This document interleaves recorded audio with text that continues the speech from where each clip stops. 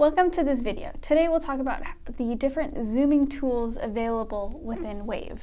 Let's get started.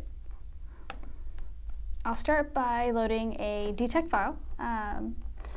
It's going to be our fast data, so it'll have a lot of points.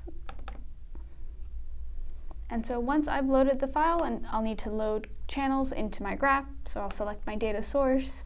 We'll do string speed and shaft world angle.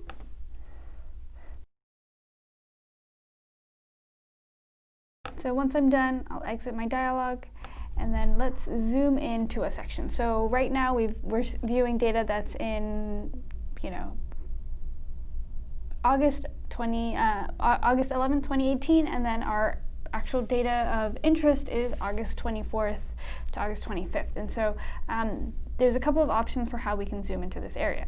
The first option is to box zoom. So you click on the icon towards the top left hand side, and then you can click and drag and draw a rectangle around the region that you want to zoom. And so then it'll go through and zoom in just that area. The second option as far as zooming goes is to zoom along the x-axis, and so the advantage of that option is it'll keep your y-axis consistent, and it's not going to force the zoom to change your y-axis. So if I select that option, I'll click and drag, and so now my data is just going to get zoomed over that x-axis.